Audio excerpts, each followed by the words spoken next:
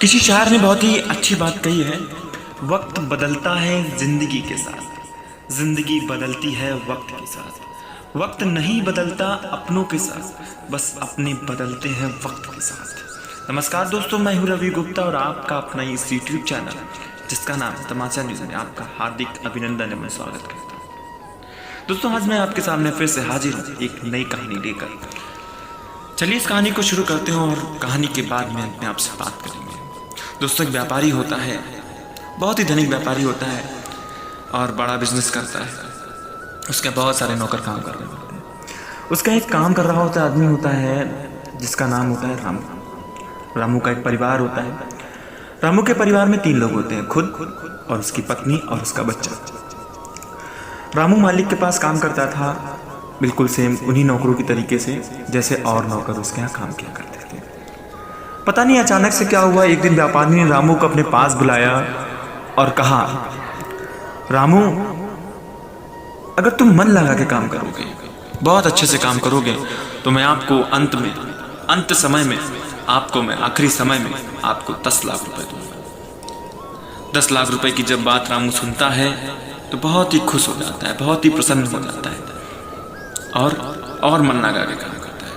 अब जब से 10 लाख रुपए की बात हुई थी, तब से उसकी पत्नी भी खुश रहती थी, उसके बच्चे भी खुश रहते थे और बस तीनों यही दोनों पति पत्नी उन 10 लाख रुपए के बारे में हमेशा सपना देख रहे होते थे। रामू अब तो और भी मन लगा के काम करता, सुबह जल्दी जाता और शाम को बहुत देर से आता व्यापारी के घर से। एक बार दीपावली पड़ती है। दिवाली में रामू को उसका व्यापारी छुट्टी देने के लिए कहता है, छुट्टी देता है, लेकिन रामू उस दिन भी काम पर चला जाता है और उस दिन भी काम करता है और खूब देर रात तक काम करता है। तो इस तरीके से रामू की ज़िंदगी गुजर रही थी, ज़िंदगी बीत रही थी और अंत समय आ गया था, बुढ़ापा भी बूढ़ा भी हो रहा था। जब वो बूढ़ा हो जाता है तभी अचानक से काम करते करते उसको किसी काम में उसके द्वारा एक छोटी सी गलती हो जाती है।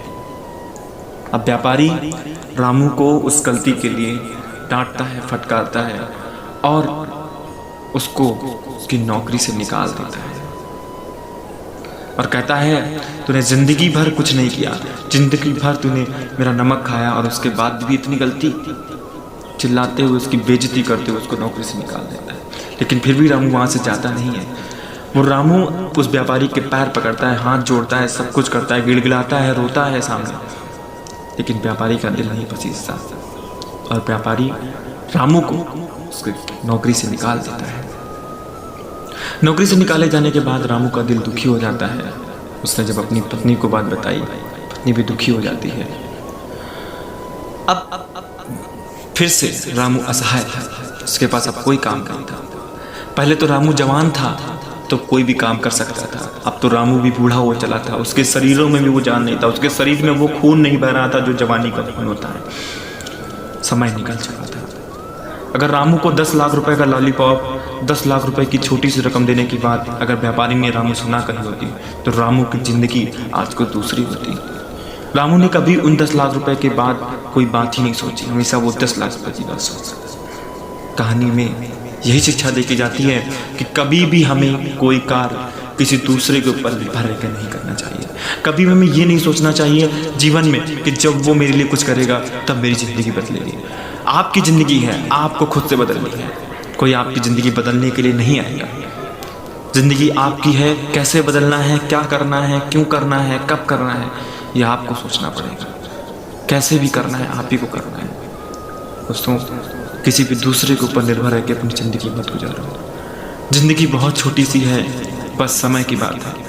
जो समय पहले का होता है वो बाद में समय नहीं आता कभी।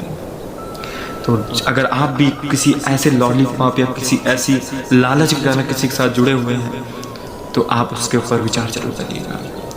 ये थी हमारी छोटी सी पेशकश आपकी ज़िंदगी बदलने की। मिलते हैं किसी दूसरी नई पेशकश के साथ, तब तक के लिए अपने दोस्त रवि गुप्ता को विदा दीजिए।